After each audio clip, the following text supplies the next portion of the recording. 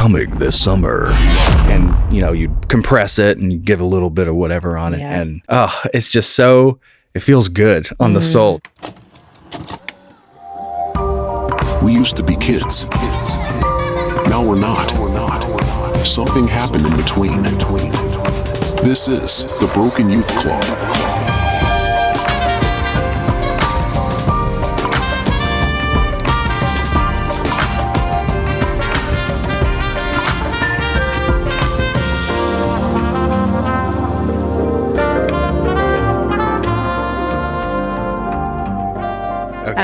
Let's talk about the fact that it's your birthday. Oh my god! Thank you. Is that something you thank people for? Thank you. Oh my god! Thank you. I don't know. It's your birthday. Thanks.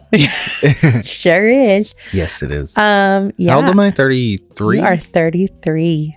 Weird. Yeah. I always forget. I truly do. Like when people ask me, my brain does this like little defrag real quick where it's like, I could be like within 3 years. Yeah. Yeah. Well, it feels like sometimes there's no way that we are 33 and 34 because I feel like we are easily 58 and 59. Like we are old. Feels like I feel that in my body and just like it feels like how many times you've been through things. It does feel like, man, geez. I don't really feel like my body but I feel feels like that. I feel like mentally I feel really young still though. Oh, I feel like maybe not opposite because I feel like I still like to do young things. Or I think I'm always going to feel like a kid. Sing loudly in the car and stuff. But I just feel like sometimes I'm like, dude, there's no way that we've been through the amount of shit we've been through. And it's only been like 15 years of like hard adult life. That feels strange to me. But it was weird because I was thinking about like we've been together since you were 15, but you had just had your 15th birthday when we started dating. So your first birthday that we celebrated was 16. So then last year would have been I've spent as like many birthdays with you as I have without. And now it feels weird to feel like we have officially crossed this like age part of like more time with me than without. Because we've been dating for forever, but there was something about this birthday that felt like, man, we've been around for a while. Yeah. You've been around for a hot minute. I wonder if there will be another threshold because I feel like at this point we have been through so much. It almost feels like we've hit not every bucket, but a lot of them to where it feels like, I don't know. I feel seasoned a little bit in certain areas. I wonder if there will be another level of feeling seasoned when we're like, we've been together 40 years, you know. I hope that we can eventually at some point get to the season of like, we finally have it all figured out, you know? Yeah. Like we don't have to worry anymore or we don't have to like. I don't know. You know, I don't even know if that's like a world that we live in anywhere. Yeah. That we live in anymore where people don't have to just like worry about stuff unless you just like somehow manage to make like just unreasonable amounts of money. I think everybody's got worries. Like, everybody's got them. Ugh. They just stack. Well, that's exhausting. That's the part where I feel like I am 74. Like, dude, there's too much. Yeah. How the hell are we going to keep doing this another like 2 times over or 3 times over? It's like, fuck, dude. I'm ready to take it on. I feel like that year without alcohol has really helped me feel a little physically better. Yeah. Not a little, a lot. Yeah. Physically better. I can pop up off the couch easier. Yeah. I'm, just everything is just smoother in the way I operate. So. Yeah. Yeah. I've been feeling like I kind of want to get into something new. Like I did like a lot of weightlifting for a while. And then I did the Spartan races and I really liked those, but realized very quickly that my grip strength and my upper body strength in general, like just isn't great. Yeah. I really would like to consider doing some like rock climbing. There's a gym in town that does like drop-in classes so you can try it out before you buy a membership. Yeah. But I think that could be cool to like maybe strengthen those areas where I have always just been really weak. Like I've never in my life been able to do like the monkey bars. Oh yeah. I mean, when I was really little, yeah, sure. I couldn't even then. It always hurt my Really? hands so much. Oh man, that you saying that reminded me. My brother was at a sport of some kind, and I was on the playground just passing the time, waiting to go home. And I remember trying the monkey bars, and the first swing, I got the gnarliest, callus slip in the skin. Oh, you know what I'm talking about? Where like slips out right on the palm of my hand. And I remember just seeing it and freaking out because it didn't really hurt. Oh, it just burns. It just feels like felt really weird. And I feels remember like- going to my mom crying because I didn't know how to feel about it. Yeah, well, those kinds of burns hurt. Yeah. It just is like such a deep, intense, pointed pain. You're Yeah. like, oh God. And they're like miserable to heal. But there's no way I could do it now. I'm really upper body weak. Yeah, I always have been. I've always just carried a lot of like muscle in my lower half. Yeah. But I feel like if you need to get me to lift something like from the ground or be able to use my knees and my leg, like my whole body. yeah, I feel like there I feel pretty strong. right. But yeah, just like straight pull up or something. Like, Yeah. no thanks. Dude, it hurts. That shit hurts. I was thinking about how like, when I was doing those Spartan races, those are I did like the trifecta, so the 5K, 10K, and then I don't remember what the other one is, if it's like essentially like a half marathon. And I just I want to be a runner so bad, but I was listening to this other podcast and they were talking about how they really wanted to be runners, but they're like, girls that have like thick thighs and like big butts are clunky runners. Yeah. Like because it borderline hurts. Yeah, sure. Like it hurts your ass to move like that. So but when you're just kind of naturally like, I've just always naturally been more built down there, that it's like, I don't know how to not have that. I don't know how to because it almost feels like I need to weaken it in order to make some of I don't fucking know. Hey, I don't know help how runners that maybe aren't built to be super duper thin. Like, how are you doing it? Because it just physically hurts to run, but I would love to run. That feels like so calming to just go out and throw in some music and just breathe the fresh air. But bro, I am I got into running in college when you moved away. yeah, Do you and you remember were that? really good right away. But if you think about it, Logan, And when I say got into it, literally maybe 3 weeks, 4 weeks. But you are super strong in your lower half, but you don't have a butt. You have not had a butt the whole time that we've Scratched dated. it all off. So so you're not bouncing like that when you're running. Yeah. I But my boobs do. They did. Yeah, no, I remember I lived on that house on the south side, and I remember it was I think 3 or 4 nights in is when I first got that oh, this is what a runner's high is. Oh, bro, I've never felt a runner's never high. felt it? Not even in the Spartan races. I was so excited. There were so many times I'd look around and I'm I walked and ran in that. Yeah. But I'm jogging and I'm looking at everybody. I'm isn't this amazing? We get to just sign up and pay to do this. I was definitely that obnoxious person out there.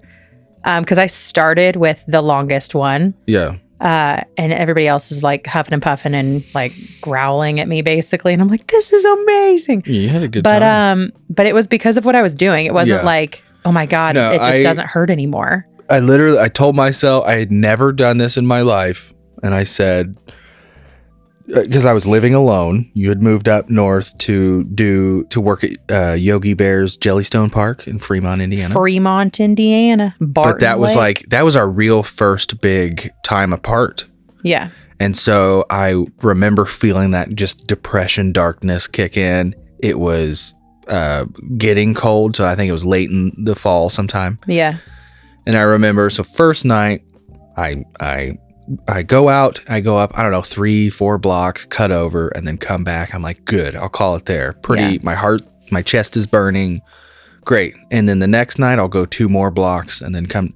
So I did that. And I think it was, again, 3rd or 4th night, I thought I was just going to go up my another 2 blocks, which at that point would have been, I don't know, around where like Switchyard was or something. So like way up there past the square. And I thought, that's a pretty good run. I don't know how far it is. Yeah. No, but like people that know Bloomington, Indiana, the house that you were starting at was almost at like Hillside. Yeah. Like it was basically like from where Switchyard Park is now up to Switchyard Brewery. But I remember I basically, when I got to the square at that point, so I don't know, maybe half a mile, not very far into my run, I remember it just like, it kicked in. And I genuinely had this feeling of, I could run all the way down to Denny's. Like I could probably run 10 miles right now, round trip. Like, and so I kept going further, and it mentally hit me, I should probably cut over and at least start going back, because otherwise I'm going to be like 5 miles from home. Yeah. And then I'm going to get tired or whatever. But I don't know how far I ran. It was probably, maybe 3.5 miles if I had to guess that night. But for you to just like pick up and decide to do it and then you go do it. I remember at the time I was in Fremont and I hate it, by the way, now. Like I just, even then, like I was like, that was great.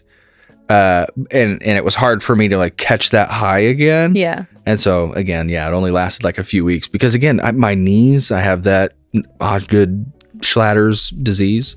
My back, all of it just fucking hurts to run. I'd rather swim or something. So yeah, I just remember like living in Fremont, I had a couple of friends that were in really good shape, and I had basically convinced myself that I also was in decent shape, which I wasn't.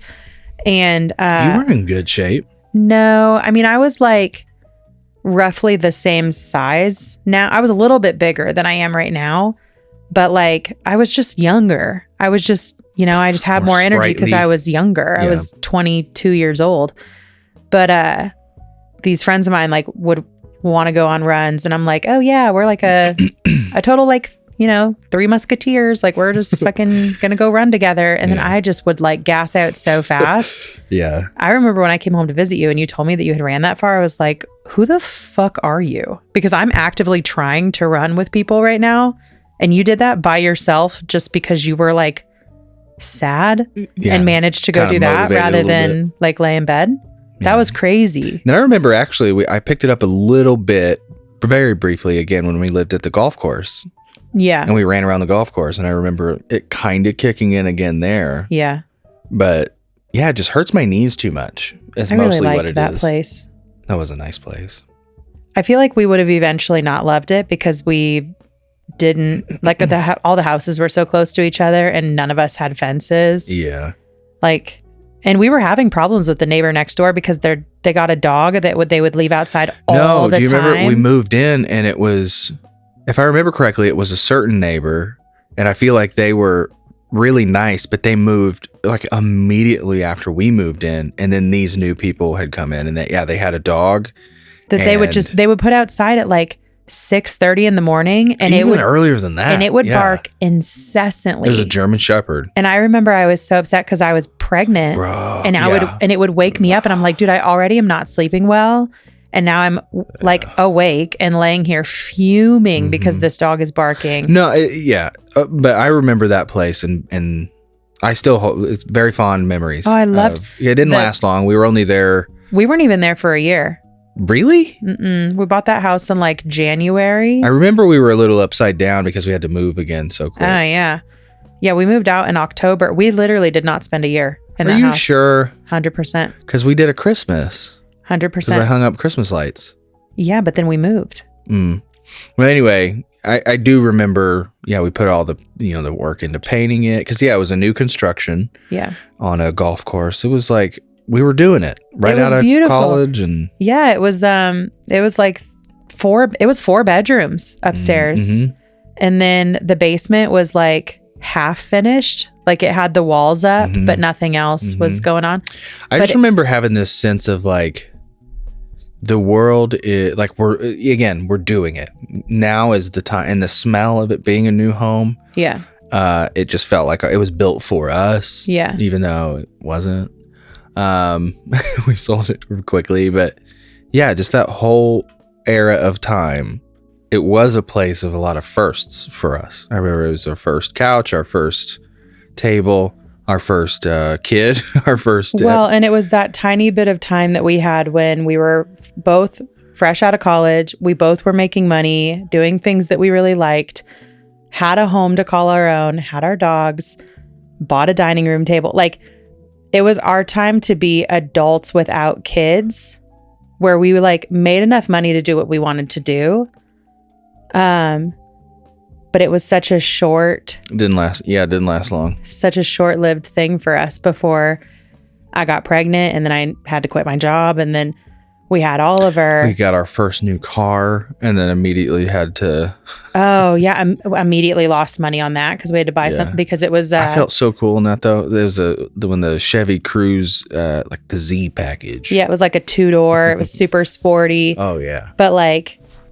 Anybody that's had kids, like a newborn car seat, you're not getting that in a two-door. No. Like, it's super small, super tight. And especially because you're so tall, like your seat would go so far back. Yeah. And we didn't care about there being leg room back there before, you know, when we bought it, we thought, well, nobody's going to be back there. Like, we knew we were going to have kids. I just don't think we're thinking quite that quick. Yeah. I mean, like the stroller wouldn't even fit in the trunk. Mm-hmm. So, yeah, but it was just such a small, you know what, the more I think about it, I think we were there a year and a half. I think we were a year and a half. I remember hanging Christmas lights. But we still did somehow manage to lose money on it, which was a bummer. I don't think our realtors were great at like... No, they were jerks. I don't think... Do you remember that story? Yeah, I don't think that they were great at like advising us on what we should be doing. No, so they knew we were first timers. We had no idea that we were going to owe money at closing until like 2 weeks before closing. And it was like, but we sold the house for more than we bought it for. So we were super confused about why we owed so much money. It was the worst. And I remember, we moved, it was Halloween. Yeah. Because I remember it was starting to snow, just like little sputters, but I was trying to move my shop. Like literally I had a hired hand, which was one of your friends. And then my technician who had come over from Fort Wayne. Well, and so Gary. We sold the house really quickly, like within a week of listing it. We sold it. Yeah. And I remember being pissed off because like the realtor, like it was within like 2 days. It wasn't within it was a week. Super fast. And then I was like, great. And then they wanted, these people that were buying it wanted a quick closing and an early move-in. Yeah. So it was like, we all of a sudden went from like listing our house to needing to have all of it packed up and a new place to move to. Yeah. And we're moving 4 hours south. I mean, it was so much to get done move, so I'll try to find the picture somewhere. And October is a crazy month for me at the campground because of all the like trick-or-treating and pumpkins and all the things. So it was like I was working crazy hours and I was like 7 months pregnant, something like that. Mm-hmm. So it just was like so chaotic. Yeah. It was so hard. Yeah, I remember trying to tear down my shop. First of all, we had budgeted so stupid. I want to say we had budgeted like a day and a half, like top, or no, not even. Like, I meant like work day. So like, let's call it like 12 to 15 hours, something like that. We thought we'd have all this taken care of. Oh my gosh. Yeah, it was awful. And we ended up, I shit you not, like it was like 36 to 40 hours, somewhere in that range, straight in the shop. Well, and the tearing this shit apart. And the tech was late. And he was late. By like a lot. By like 12 hours. So much shit was happening. Like this wrench broke or we didn't have the right socket. And then the forklift kept running out of gas. And then the battery kept dying. And then we had, it was just like the most nightmare thing. Getting shit onto the 2 trucks that we had to drive 4 hours down to Bloomington. So yeah, when I hopped into that truck, the sun was coming back up and I was just like, again, almost 2 straight days of just staying awake. I'm sure my eyes were just bloodshot. I remember. Well, yeah, I have the picture. Because I had left I had left like 24 hours before you. Right. So I had taken like the last of the stuff from the house that I could get. And then there were just going to be a couple more like things for you. There was like a coffee table, just like really a couple things that we needed to put in the same van that your shop stuff was going to go. And it was like, hey, I have maxed out our space. I drove down with my dad. Again, me pregnant. So I couldn't even like do a ton to be helpful with carrying. And so we had scheduled like that family was going to like take the keys that morning. And the arrangement was on paper, they weren't technically getting possession until like a week after that. Oh, yeah. We were just being totally cordial and be like, yeah, sure. Like we get it. Totally understand. Like it works out, whatever. And I remember... Then they showed up early. They were not supposed to be there. Yeah, they showed up like 15 minutes early or whatever. And I was just in the nick of time. We were getting the last thing on. I was pulling the thing down. I just had to run back in, like go to the restroom, literally. The realtor pulls up and she jumps out and I cannot tell you the type of person she was all before that. Was very much like Molly Weasley. Like super sweet. And then from there, I mean, I try not to call people cunts like truly very often because I don't want it to diminish the power. But the amount of cunt that came out of her was just like the way she was talking to me, like, you're not supposed to be here. And like in my eyes, I'm like, this is my fucking house. Yeah. Literally for another week. You're on my property. You do not talk to me. What are you doing? Yeah. And I was just so dead tired. I just remember just like staring at her and just like, okay, what do you need? Like, yeah, like what do you want me to do? Like I'm going. I'm leaving. I'm literally leaving. And I remember the guy's like kind of behind her, the dad of the family. He's like, no, dude, totally. Take your time. We'll just go get some breakfast. Like we'll come right back. And she was like, you're lucky they're gonna go get some breakfast. I'm like, bitch, you're lucky. I'm like tired. Yeah. I was so mad. What's so awful about it is when you got to Bloomington and I saw you for the first time, I was like, dude, you look literally sick. Mm-hmm. Like your eyes were so bloodshot. You were super pale. You were borderline gray. Like you looked physically like you needed to be taken to the hospital. Well, I which if anybody's listening, this is a warning. If you're really, really tired, please just don't, because this is the one time that I learned my lesson. I'm pretty sure I've told you, but if I haven't. You did tell me, but it was a long time after before you told me. I remember keeping it to myself. I told no one. But I was driving a 32 or 36 foot Penske truck. So like pretty long truck. I mean, that's like a little over half the length of like a full size semi trailer. Yeah, it was big. It was a really big piece of equipment you were hauling. And I had heavy equipment in there, like tons of equipment. Cause I had like the main center brain of our press, and that alone, just that one piece is like 2,500 pounds or something like that. Yeah.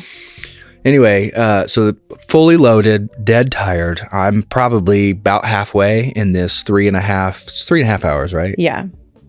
About halfway. And I'm truly thinking, I don't know how I'm going to make this, because I keep starting to like, doze off, and then I'll catch myself. I'll doze off. I'll catch. Then I started to like doze off and end up like halfway in the other lane, and you're like, oh shit, I'm actually turn signal, I'm getting in this lane, and you fake it and you're like, actually I'm falling asleep at the wheel here with literally like tons behind me. And so I made the decision.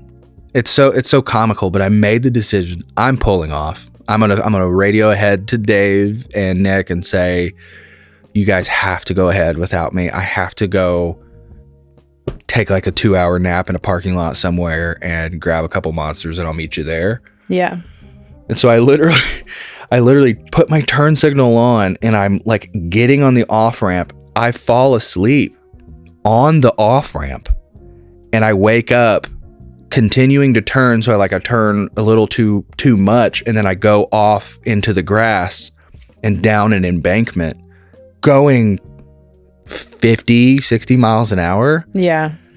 And it bottoms out in this grass, and then luckily it kind of banks back up to where the road would turn right, and it just slowed me down enough to where I was able to slam on the brakes. And I can't tell you how far out of my chest my heart was beating when I got out of that truck, and I just stared And I looked at the truck and I looked at like grass kind of hanging off underneath and looked at the path that I took and just sat, just taking it all in. Yeah. And I literally said to myself out loud, I was like, fuck, like you have a kid now. Like that was stupid. You're dumb. Yeah. You can never do this again. Like you're fucking married now. Like, yeah. My life flashed before my eyes. Like it was the skit. Cause it felt like I was like a little airborne there for a sec. And that's when I woke up. I was like, oh. Yeah. It was so fucking terrifying. But the thing that was second to that, as far as scary, is once I actually didn't pull off then because I was sober, like completely at that point. Like my chest again, I'm like getting worked up just thinking about it. So I was like, well, I'll go get a Monster and I think I could make it now because there's no way I'm going to sleep after that. Yeah. Which I made it totally fine. But once I pulled back out on the road, I was driving, I don't know, maybe a mile. And then I noticed the guy passed me, kind of giving me a weird look as he passed me. And then another car kind of does the same thing. And like the third person looking at me weird. I'm like, what the fuck are people looking at me for?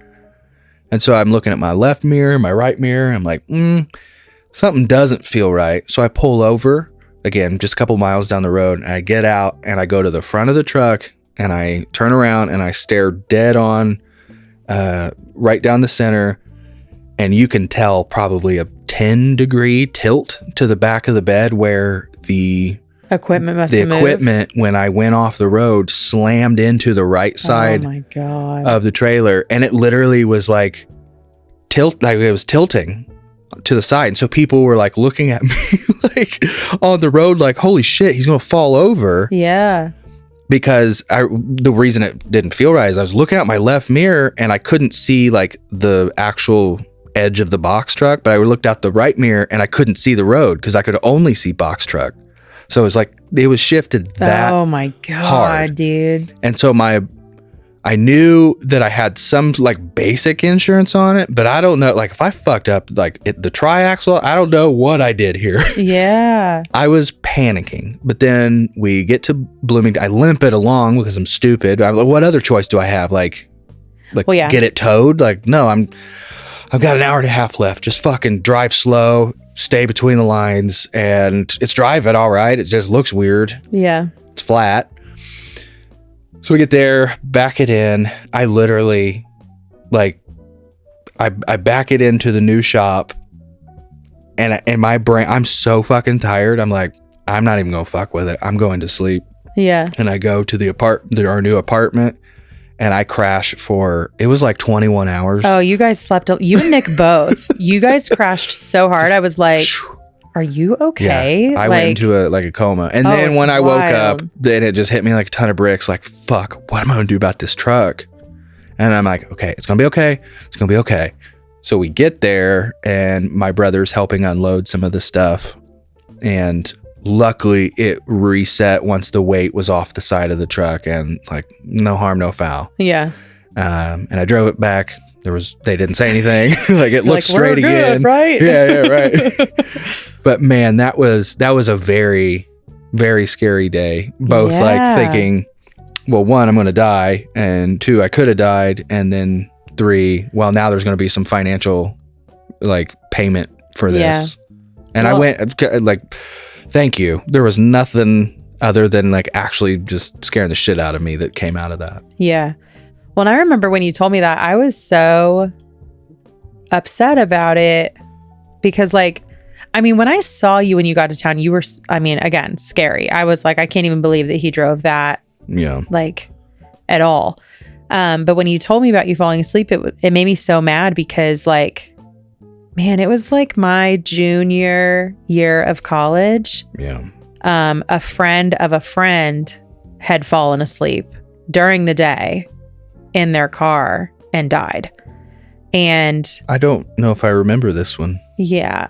I'll tell you about it. Okay. Off air. Yeah. But yeah. And so like I had seen the like devastation that had brought before. And it was like, I mean, it's hard to explain because like not only would that be devastating to lose you, period, but also with a new baby that was under 1 and you were the only person working and we had all of these new, like we rely on you for so much. Yeah. You don't really think about it until it's like a scare like that, or at least I didn't. Yeah. So it was just like, oh, I was so mad.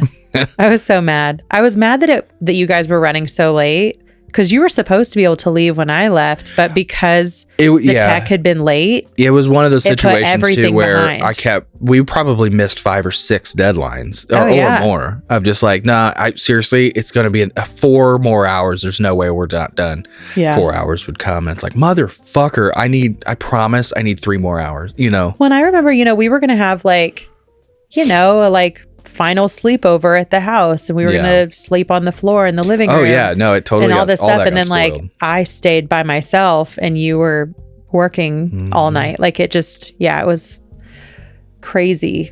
But moral of the story: don't drive when you're tired, and also make sure that you really fucking understand what's happening when you sell a house, because we were young and dumb and didn't know any better. Yeah, and we ended up owing thousands of dollars that we did not anticipate needing at closing, and then we needed so much money when we moved that, like, because we had lost that money selling the house, we had to like immediately borrow money from my parents to pay for deposits for all of the fucking shit we had to do once we got to town, and then that put us thousands of dollars behind where we thought we were. And it was just super, I feel like we had a decent experience selling the last house that we sold, but like I do just have that feeling of, if we ever sell this house, it's just like, are we going to find out at some point that it's going to cost us a bunch of money again that we just didn't? That's why we're putting a bunch of equity in this first before we do anything. Yeah. Painful. We're on a 15-year mortgage here, and so these payments are no fucking joke. Nope. God, we're just trying so hard. Okay, well, do you want to go a little funny now? I think that was a good wrap. Let's talk. Yeah, let's talk about. So Go ahead. It's your birthday. That was where a lot of this shit started. Oh, and you didn't even talk about what you have brought. Oh yeah, down. at this point I was going to close with that, but yeah, I could talk about it. My bad. No, it's fine. Listen, I have to apologize, because I know when you first gave me this gift, which I'm about to explain, which is sitting to my right, and will sit here. I normally change them out every episode, or try to. This one's going to sit here for a minute. Okay. When I opened it up, I realized the reaction I gave you wasn't this big reaction I think that you were wanting. No, I didn't expect or at least that's how it felt, because when I got pretty much what you gave me. Really? Yeah. Oh, because when I got into the shower, I was sitting there like just thinking to myself, I was like, I think I'm actually a little bit in shock, and I don't think I gave her what I'm actually feeling, because I think I just didn't know what to say. Yeah. But you have gotten me a little 45, and it is signed by 4 members of Toto, and it's authenticated, and it's like, it's the dudes. It's all the guys. It's Joseph, David, Steve, and Steve.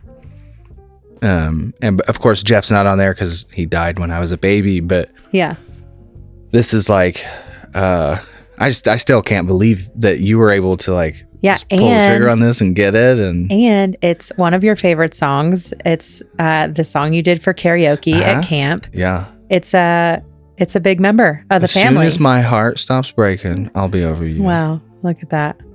As soon as forever is through, I'll be over you. Yep. Yep. No, I'm just like, it's all the same color marker. It's like 4 quadrant. It's the perfect autograph. Yeah. For a collector who likes autograph, they're perfect placements, all that good stuff. Dude, I'll tell you what, I have tried basically ever since you've been on this Toto kick to find anything signed by Jeff Porcaro. That's going to be hard. It is borderline impossible. Yeah. I think the only thing I've ever seen that was signed by him looks like it was like cut out from like a card that he wrote somebody, and the dude was asking like insane amounts of money for it. Well, because he didn't. I mean, he just didn't sign he did, but he didn't sign a whole lot of stuff back then. And then, when you die before everybody's clutching it. Nobody will let it go. So I did what I could do. But yes, I need to let you know that I'm still in a little bit of disbelief about this gift, because I thought as soon as I opened it and felt it, I thought it was maybe going to be something else. But when I turned it over, I was like, wait, what am I looking at? So thank you.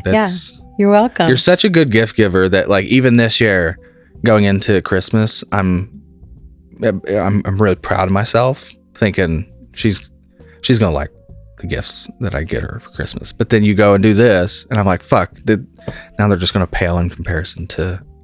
You're just so good at giving gifts. Aside from a very small surprise gift that you have for Christmas, you already know what everything else is because you basically picked it out for yourself. So, which, here's what we should do, because I'm starting to try to like do better with lists and stuff.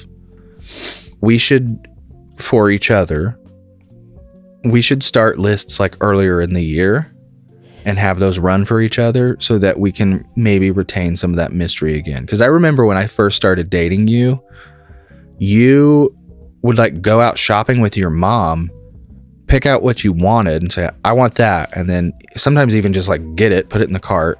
She would buy it, and then it's like, but you can't have it till Christmas. From probably middle school on, that is how we Christmas shopped. We would go Black Friday shopping together. I would pick everything that I want. She would buy it right in front of me. And then I had to wait. But then that way she knew that she was spending her and dad's money on stuff that I would actually want. It's fucking hard to shop for older kids. So my parents just took all the guesswork out of it. Because even if I would make lists, if then they didn't choose something off of the list that I like really wanted, like the year that I really wanted a snowboard, you'd be disappointed, you think? And then I didn't get the snowboard. And I still think about that now, about how sad I was that I didn't have a snowboard sitting around anywhere. But like, in my parents' defense, snowboards are fucking expensive, and the boots that you have to put on with the snowboard are expensive. Yeah. And Indiana just doesn't get that kind of snow. So aside from like taking us over to Paoli Peaks or something, it just like wouldn't have worked to be a snowboarder. I tried snowboarding a little bit when I was little, but the same thing. I couldn't get to Paoli Peaks very often. Yeah. But I remember my mom bought me I still remember the brand, Riva, R-I-V-A. And it was like kind of a shitty Walmart board. Not shitty. It was a nice board, but it was like, you just put your feet in it. It didn't have buckles or anything. It was just like a very basic, I should say. Beginners. But man, we had like a couple little bunny hills like back in the woods. Yeah. And I'd fall, but I loved it. The only time I have ever snowboarded in my life was with the Herndon brothers up in Fremont. The one winter that I lived up there that you didn't. And same, they had like a board, and they were like more snowboarder type because northern Indiana gets hella snow. So I don't know how nice theirs was. My feet definitely buckled into it, but we went over to a golf course and just did like very small little bunny hills. Yeah. And it was super fun. It's fun. But like, I really would love to get into, I've said it a couple of times, basically since we moved here and I haven't been pregnant. One of my big motivators for losing weight was because I wanted to learn how to snowboard. And I was afraid that like being in a bigger body, when I inevitably would fall, it would like fucking hurt a lot more. Yeah. And then now, dude, the mountain is like so far away. So it's like such a time thing to go. And super fucking expensive. I can't even believe how expensive snowsuits are. Like, my God. Yeah. And I'm just afraid that I'm going to fall and like actually hurt myself, because the couple of times that I like hurt my ankle at the gym, I was so fucking mad for the, 4 weeks that it took to not hurt. I think I already mentioned it, but yeah, like the last time I went snowboarding at Paoli Peaks was right before a drumline, like state finals, I think is what it was. Yeah. And I remember being like, going down once and halfway down I was like nope. And I went down real slow because I was like, there's no way I'm fucking up my ankles or my wrists. Yeah. Like trying to have some fun here. Yeah. But there's other ways to have fun. But I want to be that person. Oh my gosh, I wanted to. Do you remember the movie Johnny Tsunami? No. Oh, well, yeah, that's right. You don't really Disney. That was one of those that I did. Oh my. Yeah, I did not have cable. Thank you for bringing. So Johnny Tsunami. It's one of those like. you'll learn a little bit about my world, and I'll learn a little bit about your world. Kind of Disney movies where he grows up and his grandpa, I can't remember. Sorry, let me back up. Starts out, he's in Hawaii and he's a surfer. That's his lifestyle. And then something happens. I think he's a military kid or something. And he moves to, say, it's Colorado or something. And he has to learn to take his surf skills to the slopes. You know, that kind of, you know. Side note, do you remember when you really wanted to be a voice, like the voice person, and you would practice all the time, and it drove me fucking crazy? Yeah. Oh, I still do. Like, I think doing voiceover work would be fun to do someday. It just feels like every once in a while you remember that I fucking, I don't know what it is about people that try to do impressions or voices or whatever. I do it to annoy you though. Oh, it's an immediate ick. You're making me want to do it. When so I stop. genuinely tell you, when Logan and I first started dating, he would do like Blue Punch Buggy. Oh my God. I won't do it from now. Lilo and Stitch. No. It almost made me break up with you. I hated it so much. And I think that you were like, that's in that like silly teenage boy phase where you thought that me saying ew, stop was like a funny thing that you should definitely keep doing it. And I'm like, I have to imagine at some point I told Sarah, like, yo, if he keeps this shit up, it's done. Like, I think I got the memo. Fuck, I hope so. No, but every once in a while you still try to do voices now. So I grew up loving Pablo Francisco, like his comedy, and he would do a Don LaFontaine who used to do, like back in the 90s, Don LaFontaine was the voiceover guy. Coming this summer. And, you know, you compress it and you give a little bit of whatever on it. And, it's just so, it feels good on the soul to hear that. Just that low rattle. Well, that was bad, but. Yep. Super fun. Yeah. Love that.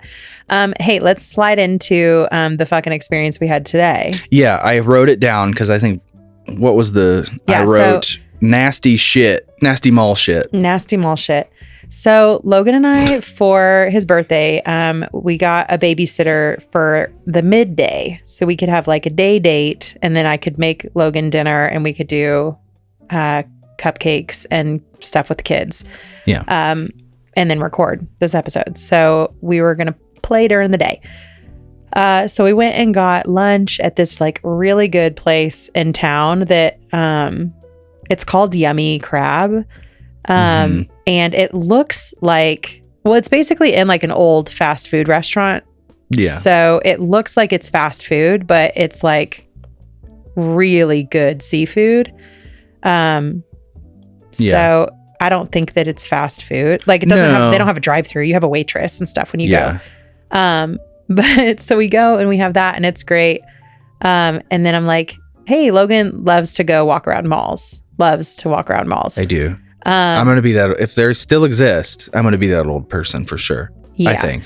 If we ever get like financially successful, I could see us like buying an old mall and not even really having a plan of anything to do with it. Just like, hey, let's just go walk around it. No, listen, what we talked about, hold your thought on what you're getting to, because I know you're getting to something.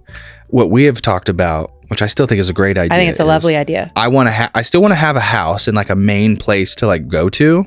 But I think also it'd be cool for someone to take an old mall like that, convert it into a living type center that would have shops. Yeah. But you know.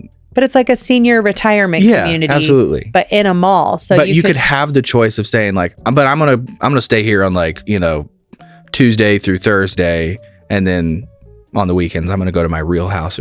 That'd be cool. I wouldn't want to like be stuck there, but. You know, I don't want to be stuck with old people even when I'm old. Yeah. Because we thought that like you can convert those storefronts into like really great homes for people so that you don't just have a room in a retirement home. You have like a full like studio space.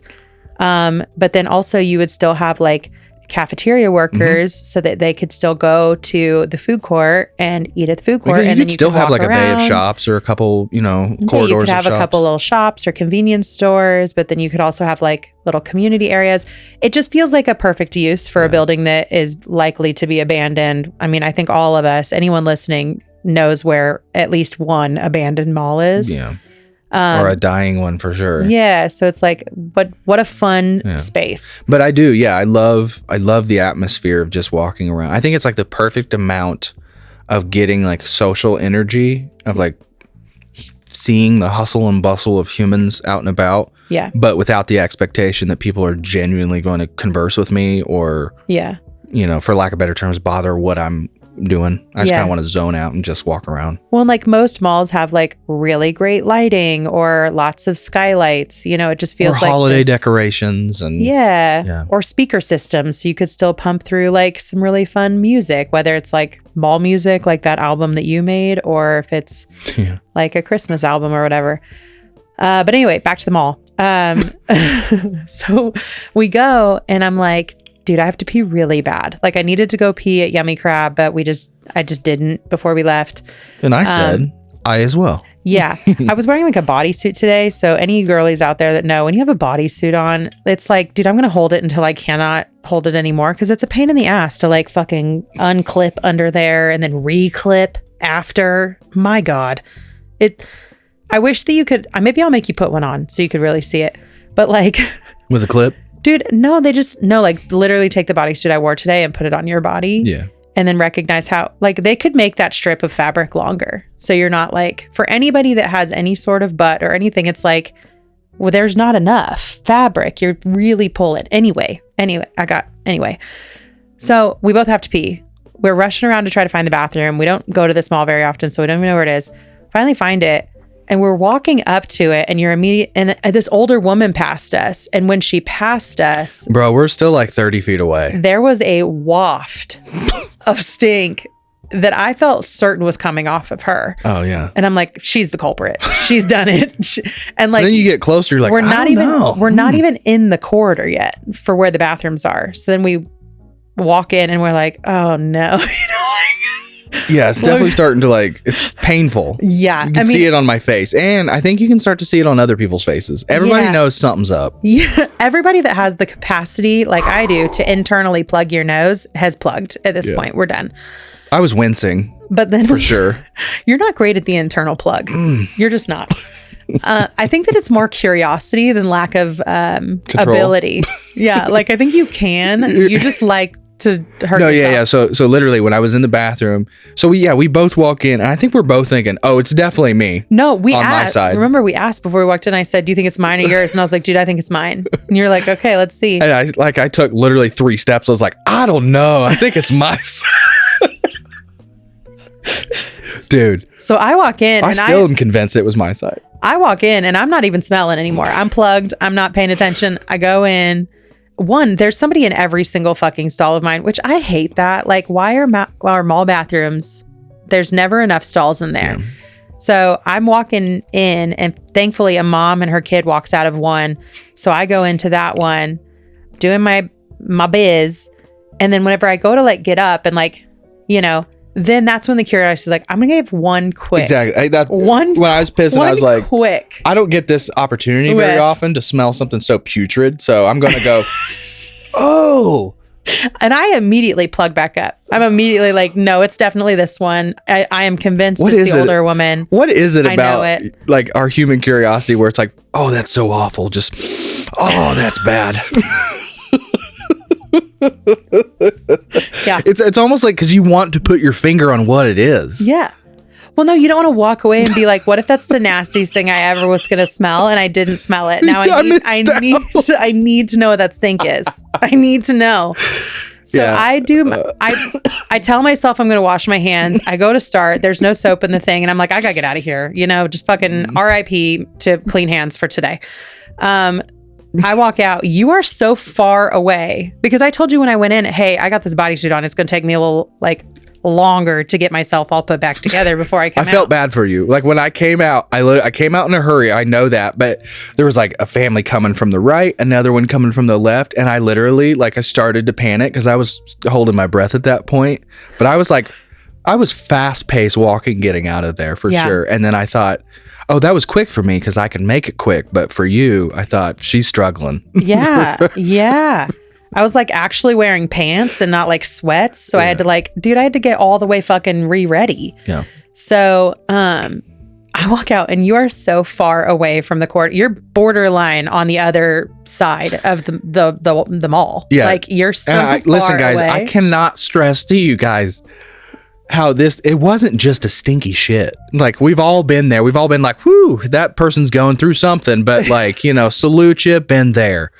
This was otherworldly. I mean, it was like somebody clearly hadn't they had had something like else going on for sure. Well, and like they hadn't had like a full bowel movement in a really long time, and Cleaning something out. and then finally their body purged it. Yeah, like it also smelled like they were struggling, like there was a sweat going on, and 100%. I was just getting like, when people have like that halitosis breath, just a bad breath, and you can smell it from like across their desk. Yeah, mix that with like just a.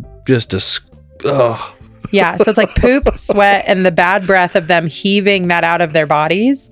I mean, it was unreal. Impossible, like no deodorant. Just mix it all in a bag. But I walked up to you and I was like, dude, it was mine for sure. And you were like, I literally gagged. Nope. You said, no way. I literally gagged in there. Yeah. I was like, okay. It's like, it's that game of like, hot or cold. Like when I kept walking into the bed, I just... If you could smell color, the room kept getting more and more red. Yeah. Yeah. Just like, I'm in it. I'm getting near the source. It's thick. It's just, I mean, it just was awful.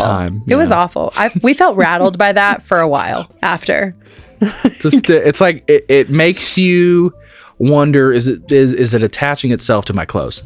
Yeah. Like, are people smelling me because like minutes later? Was the old woman the culprit, or was she just like moving so slow? If she was, can you imagine? Like, she knows what she's fucking doing, and the joy she probably gets from that. Oh yeah. She's probably like, what are you doing today, Nana? Like, I'm going to the mall. I'm gonna cause a scene. And it feels like the level of smell that was coming out of that bathroom was given by somebody that has no shame about it. And you know who that is? My fucking grandma. She happily will let you know. She'll back her ass up to anything. Like there's no It shame. was so bad. I feel like if we had stayed, a crowd probably would have started to develop because enough people would be like, what is that? Yeah. Like literally gonna ask it, did someone die? Like, is this a death thing? Or everybody would have stayed so far away from it that like the mall was pretty busy today. Yeah. But like that hallway would have been totally empty. Just not like, a single person. Nobody wants to shop in any of those stores by that. If we would have gone down a little bit, got a drink and come back, 100% there would have been like caution tape. Oh, it was terrible. It was really bad. I feel bad for the janitor for sure. Because Oh, that is sticking overnight. That is not going away in like just like a couple, 20 minutes or I something. feel bad for whoever had to go into the stall that the person that did that came out of. Can you imagine that? No, that's.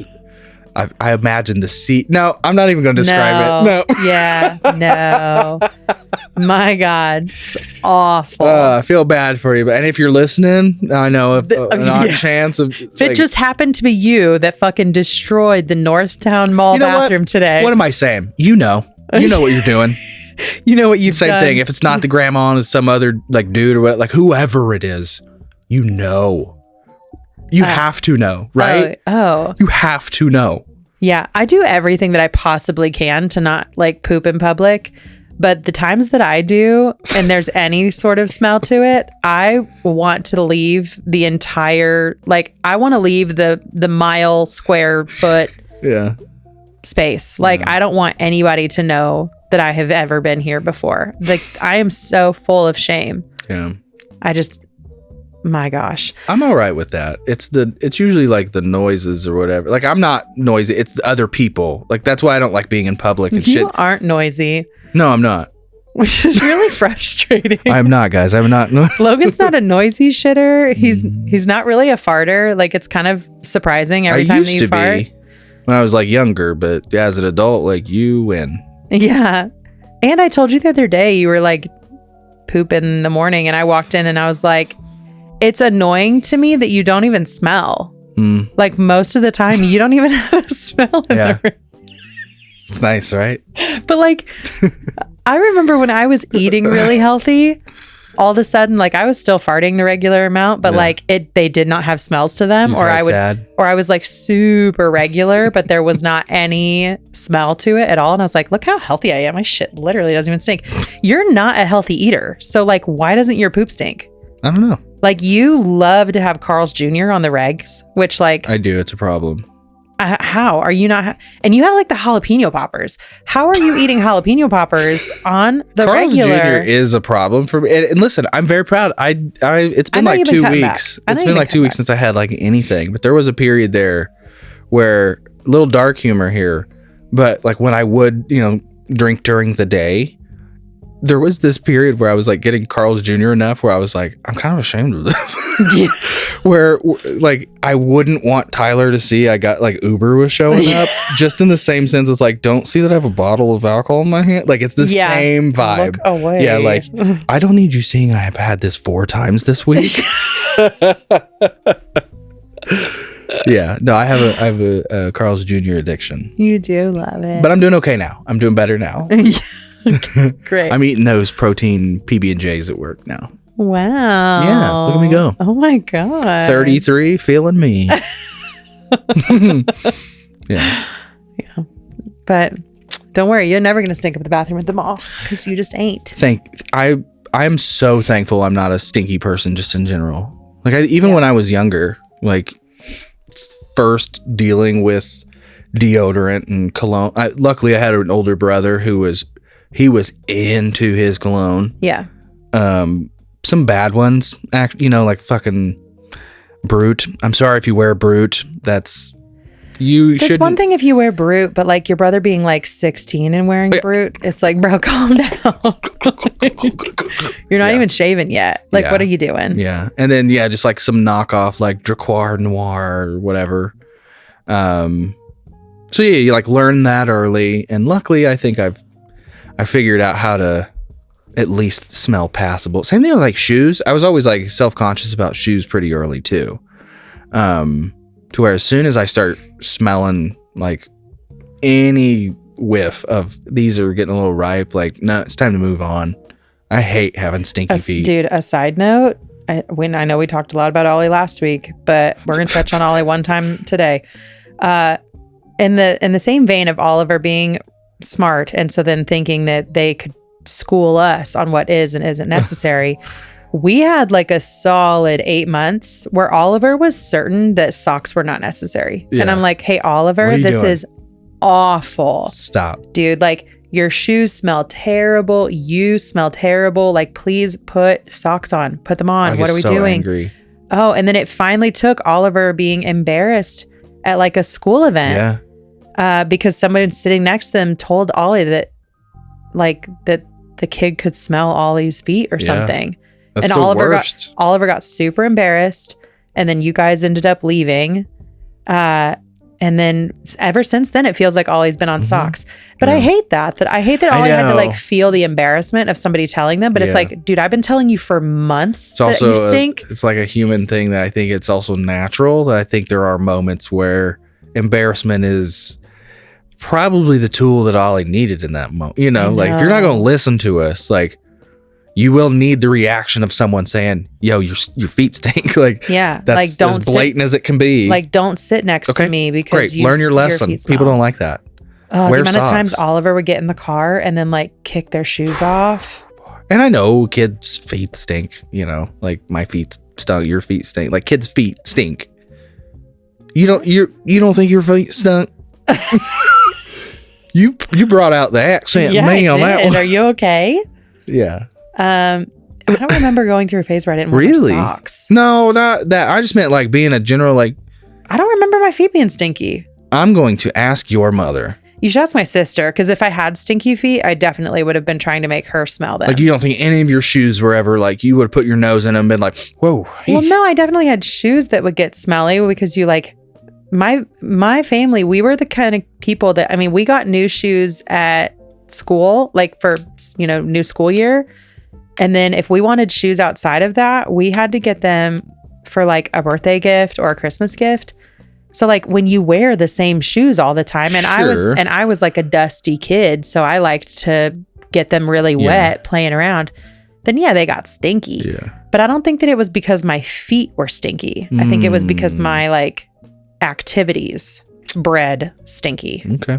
If that makes sense. Yeah. But by all means, Jen, weigh in. Was I also just a stinky kid? Because I don't remember that. Yeah. But maybe I was. But yeah, the last thing we wanted to touch on that we started to talk about at the mall, and then you were like, wait, let's talk about this on the podcast because that's really weird of you. I also touched on this on a Facebook post. Somebody had put up about basically just like feeling really lonely. And I have been struggling with feeling lonely and I'm trying to like frame my head around the idea that like, I'm okay, you know, like it's okay to do things on my own. Then I have full control over when I get to leave or when I get to come home, or if I don't like this store, or if I'm not having a good time, like, I have full control over what I'm doing. So like, if I had someone with me, I wouldn't have that, but it still is lonely. And like getting to go out with you today and do all that stuff. It's like, I spent all day out of the house yesterday by myself. And that felt pretty lonely, but the struggle for me is because I stay home with the kids, I'm with them all the time. So the weekends are my time to like, not, you know, like that's the only time I get to have a break, because even when you come home from work, the kids are still here. I'm still here. Like, I truly don't feel like I get to clock out of being the person that's watching the kids. Yeah. Until the weekends when I can just leave and you have to stay with them. But then it means I'm doing stuff alone. And last weekend, I really wanted, it was cold. I was feeling it. I was going to go over to Coeur d'Alene to go to the dump anyway. And so I was like, I had gotten these library books, which I never do. I never ever do, because I can't sit down and read them because the kids are always right up in my fucking business as soon as I take interest in anything. So I was like, I'm going to take this book.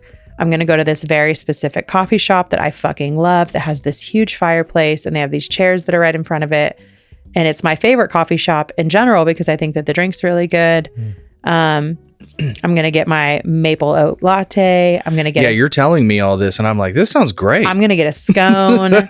Like, I'm just going to do it. And I'm going to sit and I'm going to read the book and I'm not going to get on my phone and I'm just going to like have a moment, you know? I love it. And I was super excited to do it. Yeah. So I do all the things I needed to do first, like the dump. I don't get a drink before I go to the dump, which I usually like to have because sometimes there's a long line. But I'm like, nope, I've really worked this up in my head. This is going to be a great magical experience. I walk into the coffee shop. There's a fair amount of people there, but wouldn't you fucking know it? There is one available armchair right by the fire. Beautiful. And it's alone. It's like, even if you went with a friend, there would not be a spot for them to sit in. Calling your name. It is like a little glowing babe, ring around it. we like lined this up for you. This is for you, Kate. Grab your drink. And there was no line when I got there. And there was a lot of people there. So the fact there wasn't an actual line, miraculous. Yeah. Okay.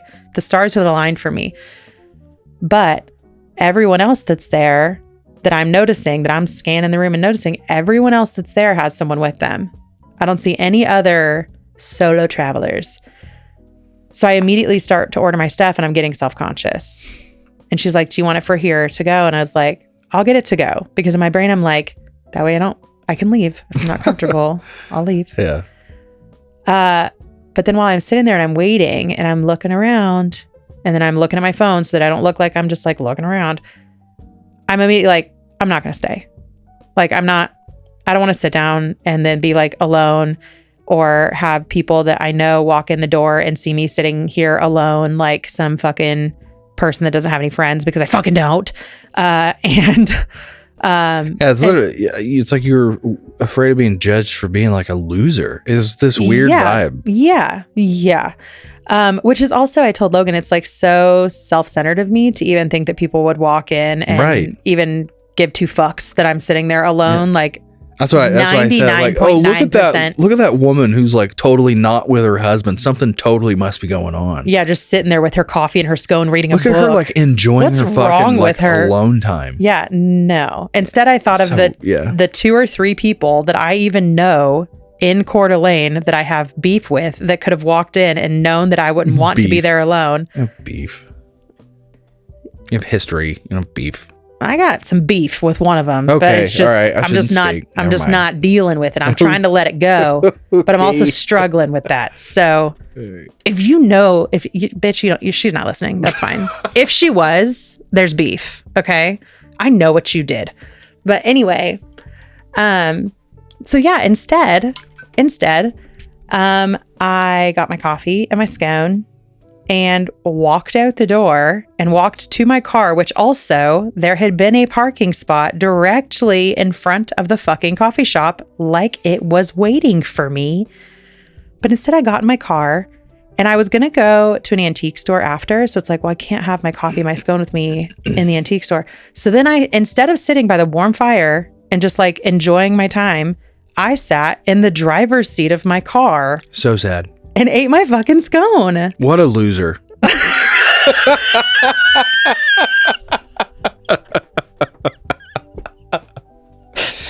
Which I did have the thought of anybody that looks out this coffee shop window that watched me walk out and is now sitting in my fucking car. And I don't even have my car turned on because I don't want to I feel like weird about letting my car idle. It's like not good for the environment. Yeah. So then I'm sitting in my cold fucking car with my pea coat on. Scarfing this gun. Dude, it was I'm kidding, obviously, but it is sad that like you felt, because you're doing the same thing. I made it you're being so alone. much worse. Yeah. I made it a thing because in my head it was like more sad to do it in public, but I'm still fucking in public. You made it kind of more sad, Kate. Yeah. And it's like, no, the first one wasn't even sad. I wish I could just sad. like reiterate to myself in my brain that like, hey, bitch, nobody's looking at you. Like nobody's looking at you. Nobody fucking cares. Nobody knows you. It doesn't matter. Yeah. Like you're not the fucking main character in here. Yeah. Nobody knows you other than the person that checked you out because you come in here a lot. Like that's all. Yeah. You know? But like I still have that sometimes where I was reading, I don't know if I was reading it or I think probably it was a TikTok video, but it was something about how like teenagers specifically will go through this time frame of where they're certain people are watching them 24/7. Yeah, like they're the like main character. Like you truly are the main character and all of this is for you. And I remember thinking that in high school, like even when I would be in my bedroom and like I had sheer curtains, I didn't have solid ones. And I remember thinking like, if somebody's out there, they're like watching me get undressed right now. And like, that's really, and so sometimes I would literally, this is how delusional I am. Because my parents lived in the woods. Okay. We didn't have close neighbors. I would literally climb under my covers to get dressed and undressed. Because in my mind, there was somebody out in the fucking woods. Right. Delusional. Okay. Yeah. But I think sometimes that thought process still will creep into my brain. I remember that. Like, is it a narcissist thing? Like, do I need to be worried about that? Because I think it's natural. I remember being, same thing. Like in school when you'd walk into like the gym and like, it's for like a basketball game. I'm not on the basketball team. I'm literally just a person. But you imagine as soon as I walk in, everyone's looking at you. Everyone stops what they're doing. Holy shit, there's Logan Keith. Yeah. Yeah.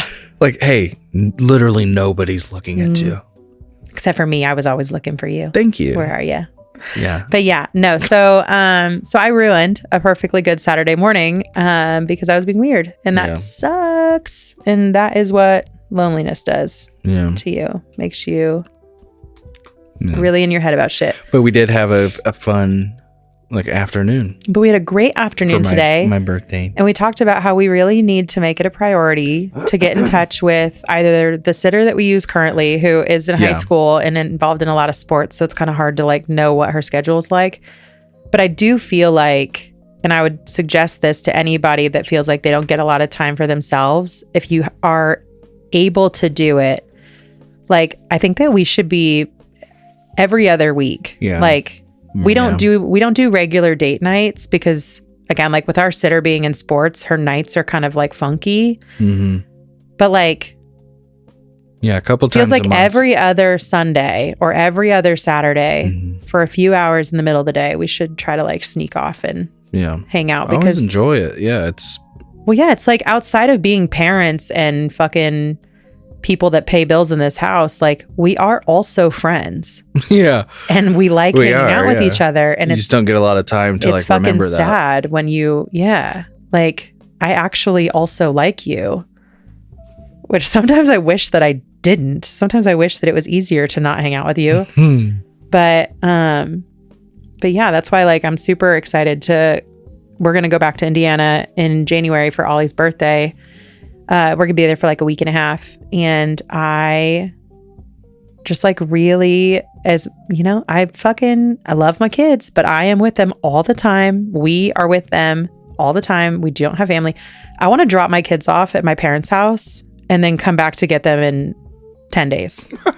Like, yeah, you guys can cycle through all the other grandparents, shuffle them around, get your time in, and then we're going to go. We'll have some time. Because I just want to hang out with you. I want to like walk around the places in Bloomington that we used to walk around, or like we just have all these things that we would like to do when we get home. And I mentioned that to you too. Like when you want to have that time away from the kids, we have to make the plans. Otherwise, I'm going to hang out at my parents' house with the kids, and then I'm still the one watching the kids, you know?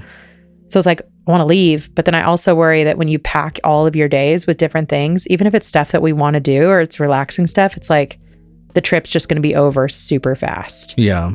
Like we're going to fall asleep and wake up and it's going to be time to go. Mm-hmm. That sucks. Yeah.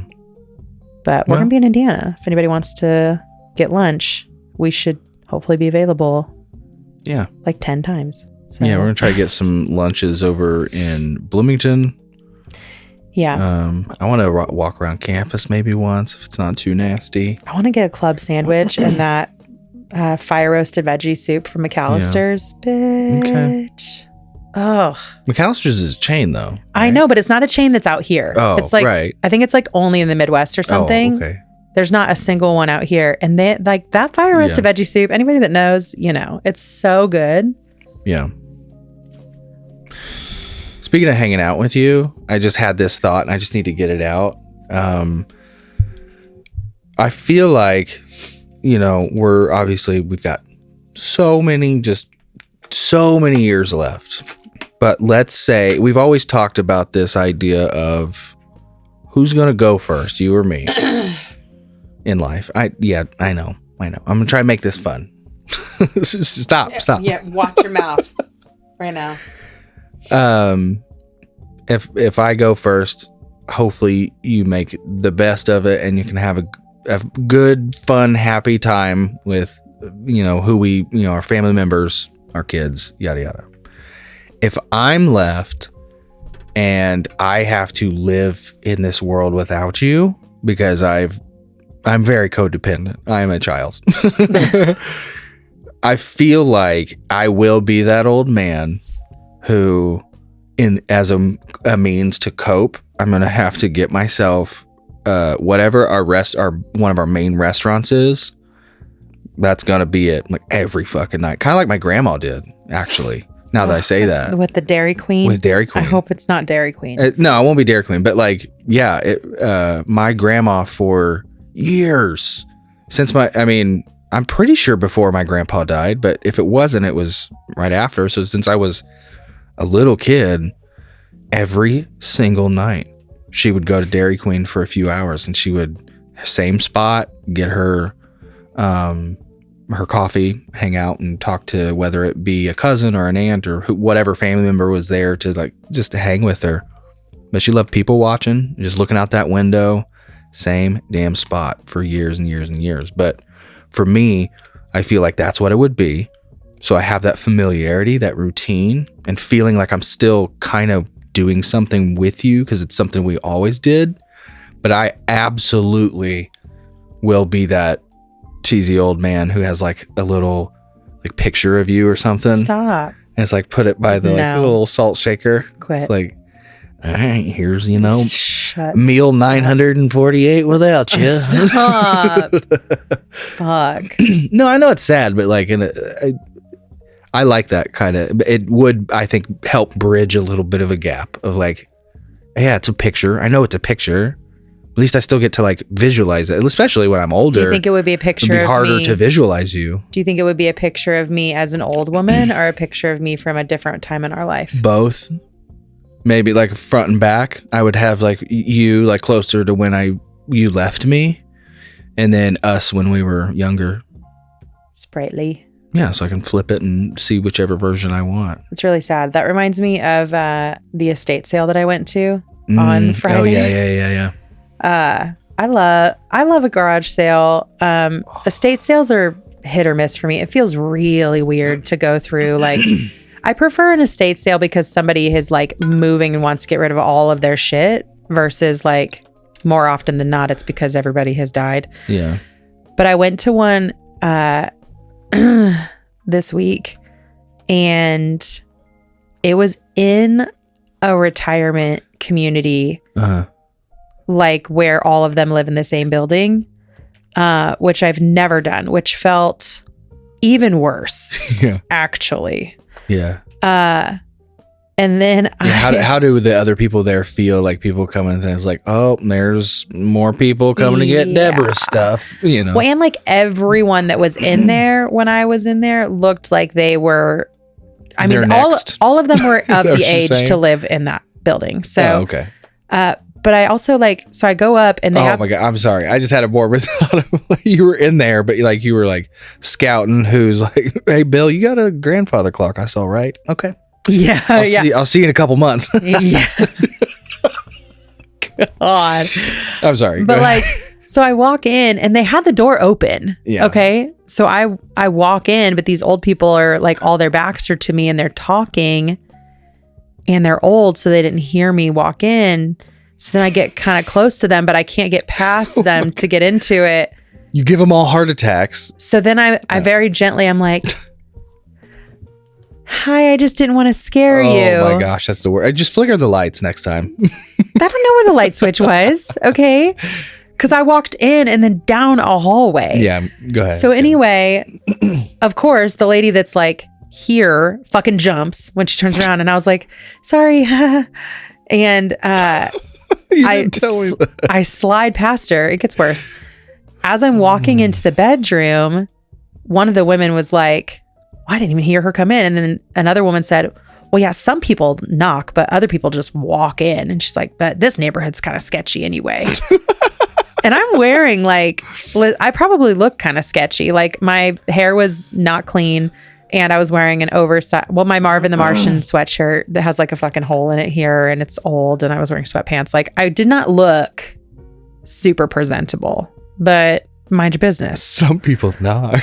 But also like the door was open. Like what do you want me to do? Stand in the fucking doorway and pound on it? Like I didn't know if y'all even be able to hear me. Yeah. So anyway, that's funny. I walk into the bedroom and it's they're asking like a lot of money for this stuff. Okay. Like clearly y'all aren't trying to actually sell very much of this because like the beat up dresser was like $700. I know what I got. Like what the fuck? Yeah. But this like old woman on her vanity, she had a picture that I'm assuming is of her like sitting on Santa's lap as like a maybe from this year, like a very recent old lady picture. That. I thought you meant as a kid, but that's funny. No. Which was so sweet. Yeah, she had like a little walker or whatever, which I also noticed at the front door whenever I walked in for sale. Awful. And then I turned to look and she has like a closet that has like mirrors for the doors. And she had taped like with Scotch tape, these handwritten signs that she had made for herself out of like computer paper. And it was the quotes that was like, don't cry because it's over, smile because it happened. Yeah. But when like the person has died, it takes on a different meaning. Yeah. Like, were you just like, what mind space were you in when you wrote that? Yeah. And then on the one directly under it was something about being excited to see God or something. Which is like, I immediately thought like, well, at least she was in comfort. She was, good spirits, ready to go. But then there was like a stack of her funeral programs in that room too. Like, are we supposed to take these for fucking souvenirs? It was so weird. That's weird. But I specifically went because one of the pictures on the Facebook listing was of this like globe lamp that I thought was really cool, but then you didn't like it. So No. I did like it. You wanted it to have a pair. If it were a pair. Well, I wouldn't have bought it if I had a pair because it was $100, which again, like $100 for a fucking lamp at at an estate sale feels spicy to me. That feels a little spicy. Yeah. But I do love an estate sale because typically older people have good lamps. They have a lot of lamps. We do love a good lamp. We love a good lamp. I love lamp. Oh, we love. But I didn't get it because it didn't have a pair, even though I think it was cool. Whatever. And then she had a bunch of records, like so many records. No Toto though, so I mean, instant minus 3 cool points there. No actual bands. Right. It was like all orchestral, or symphonic. Yeah. But I did end up picking up 5 of the records because she had written on them in like tiny little Post-it notes that were like great piano, beautiful madrigal. One of them says, lovely, listen often. Yeah. And I thought, I got to get this home and hear it. She needed, I wonder if that was a note to a future listener, if that was a reminder for herself. I think it was a reminder for herself. Like, you like this one. It wasn't like that on all of them. Yeah. There were like maybe 20 total that had little Post-its. So you grabbed a handful of those. So I grabbed 5 of those because I've been wanting just some like smooth piano type music to play during the day when the kids are just like driving me crazy. I just want to try to get some like slow down, calming music to put on. And I did put on the one that she had marked lovely, listen often, and it was lovely. Yeah. And I think maybe I will also listen often. Really? I do. I think it is like very just like classical, orchestral. Yeah, but it's just like I love it. Not my normal I like style. That, but yeah, it's not your style. But yeah, it was weird. But it made me think of that whenever you were talking about the death stuff, because I immediately texted my sister because she had never been to an estate sale. But then whenever she came and visited us for like the 48 hours she was in town, I managed to find one and we went and she was like, I don't think I like this. Yeah. Like, this isn't fun. This is fucking sad. It's like, yeah. Yeah, I don't know, man. I really hope for a long and fruitful and healthy life. So I'm really, old. Yeah. But I do think about it often. I wonder if there will come a time, which I do feel like you hear from elderly people, at least some of the, things that I've read, whether it be like a Ram Dass thing or a paramedic. I think I was telling you about some paramedic stories about people like who are passing on or whatever. Yeah. They have that moment of like peace. I wonder if, once I get older, if it's like, well, in a similar sense where we were looking at, what were we looking at? Oh, the Harry Potter section at Barnes & Noble. And I kind of, I guess, lamented to you that like I wish I had the spark that I had when I was a kid. Like if anybody right now were to pick some things off this shelf that I don't have, or like say you were to have gotten the, the special spine cover of, all the books, I would still be really excited and happy to have that. But there's some spark in me that's gone where it's like, I need that, when I was a kid, it was like, I'd be obsessed until I had it. Now that's kind of gone. I wonder, same thing, I just kind of give a shit less about certain things. Well, yeah, now you've replaced it with drums. Sure. And Toto. Okay. So when I get older, like, will there be a will I have replaced that with just like sitting and staring at the water? You know what I mean? Like, what will there be a threshold where I kind of give a shit less about, when I'm done, I'm done. You know what I mean? Or will there be a sense of like, no, I've kind of always had this underlying fear, even an acceptance, but a fear. And so the closer I get to that finish line, am I going to be terrified? I don't know. I truly don't right now. I hope I'm not. I hope I'm in a state of like, I've lived a long and good life. Yeah. And whenever it happens, it happens. And I'm going to go out being happy. I hope that's the state I could be in, but I don't know. I feel like right now, whenever I like, when I was feeling really anxious there for a while about like everything, my big fear was like, I want my kids to have their mom. Yeah. Like they need me right now. You need me. Like I need everybody that, like I just want everybody that needs me to have me right now. Yeah. So if something would happen and I'm gone, that would like crush me to know that like my kids don't have a mom anymore. Or or that you don't have a wife anymore. You have to start over and find someone new. Which I know we've talked about before. I can't even put myself in the headspace. If something happened where I like died tomorrow, like, I know you would hope eventually I would like have to find some sort of. I would just want our kids to have a mom. I know. So I know that's another piece of it, which would be another part of why that would be so hard. But you're human. You'd have to think about what would happen if I had to do that, and it is so hard to put myself in that headspace of. We've got friends that date right now, and we literally were just talking about like, dude, that is not a fucking pool. I would give up after like 20 minutes. My feelings would get hurt so fucking fast.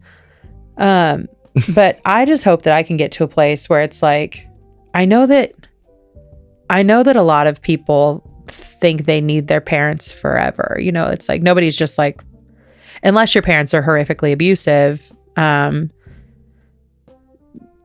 Nobody like wants their parents to be gone.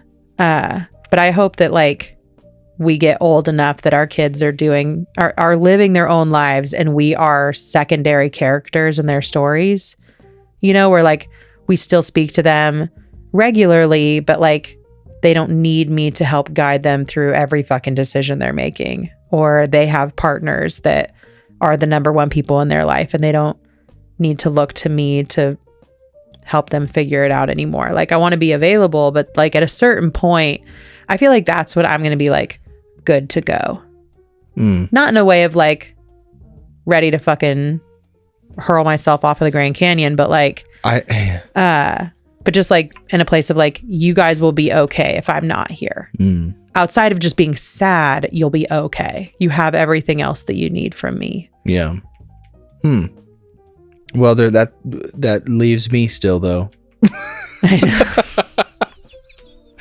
Hey, remember that whole codependency conversation? I know. As much as I would love to put it out there that I want to die first because I don't want to be sad. Yeah. I do think, and I think it's kind of true to how we've lived our lives for a long time. Like, who's gonna drive me around? I'm kind of quick to like sacrifice what I need to sacrifice to do what I can to like best support you. Yeah. Listen, you're going to sacrifice yourself by living longer, okay? So if I must, I will, but I don't like that. I would prefer that we die at the same time. Yeah. So maybe whenever we just decide that we are finished and we've had enough. Alien invasion. That's the only way. Yes. It's honestly kind of the coolest way too. Yeah. Like, who gets to say that in history? Like, what if it's not painless? Like, I would just like for it to be like a quick. Like, what if aliens are like bears where they like fucking play with you before they fucking eat you? True. God. At least we'd be doing it together. You know what I mean? Like, everybody's doing it together. I don't want to see you go through that. No, I know. Christ. Yeah. So anyway, fuck. Okay. Well, it's your birthday. We got stuff to do still. Yeah. The night is not over yet. Yeah. Are we gonna watch a movie? Sure. We're also really stuck on Succession right now. We just we just started. We're like 2 seasons in. Super good. If y'all are looking for a show, there's like a handful of seasons. 4, I think. And then a side note, I made dinner tonight. And I've been really struggling with dinner lately on like, I just don't know what to make. I don't like looking through cookbooks and then having to like go buy a billion fucking things. And it always takes forever. Like, I don't mind cooking, but I've just been struggling. And I found this girl on Instagram and we made one of her recipes tonight. And I thought it was really good. Did you like it? Yeah. I thought it was really, really good. It was like garlic butter, shrimp, and rice. And it was great. Yeah. It was great. And then we made some asparagus because it didn't have like a green veggie in it. And I felt like it needed to have some. But anyway, I'm going to shout her out because she has a ton of recipes that are like 20-minute recipes, which is like really just what I need the majority of the time. I need something fast. Okay. But her Instagram is Kaylina in the kitchen. And I would just highly recommend y'all go check her out because there's a ton of recipes. They all look great. I'm going to make one of her recipes, I think probably every day this week to see how they go. But this first one was great, cool. I thought. And I guess, if anybody has any of their favorite like go-to quick meals, please drop them. Especially that is like one of our biggest daily struggles. Oh, and especially crock pot meals. I always love a crock pot meal, but I grew up on like 2 things that my parents would make in the crock pot all the time. And I'm just like not always in the mood for like beef and veggies, you know? Like I don't love like giant pieces of meat. And the last time that we made that, I spent so much money on that fucking meat, and then it was so fatty. Do you remember that? Oh yeah. Oh my God. Yeah. We basically like couldn't even eat any of the actual meat part of it. That kind of turned me off. Oh, it was terrible. It was so fatty. So yeah, anyway, crock pot meals would be great, but also anything that's like 30 minutes or less. And like, yeah, heavy on the seasoning, spice. Like, I like hot stuff. Yep. But yeah. Anyway, that's it. If you if you haven't gotten in the Facebook group yet, highly recommend it. It's just the Broken Youth Club on Facebook. If you have a story you want to submit, that's going to go to mylife at brokennouthclub.com. We probably won't read off another story from the emails until the new year, because we're just going to try to keep the rest of the episodes as light as possible to get everyone through the holidays. But yeah, if you have a story you want to submit, send it there. We still have the hotline, which I think we'll probably carry that maybe through the end of the year, and then kind of readjust at that point and see if it's worth it to keep it. Yeah, we're still looking at the Patreon. We're going to make some changes to the Patreon. We'll let you guys know what that looks like soon, by the end of the year. And we're going to put out a post about the bonus, like, because... Yeah, we're going to put out a post about... We're going to do it a different day than about Sunday, the hangout, because we usually do Sunday hangouts, but today was Logan's birthday. Next Sunday is Christmas Eve. Sunday after that is New Year's Eve. So I just figure everybody's going to be busy. So we'll figure out what that looks like for that. And yeah. That's good. Done? Let's do it. Finished. Cool. Okay. Love you. Bye. Bye.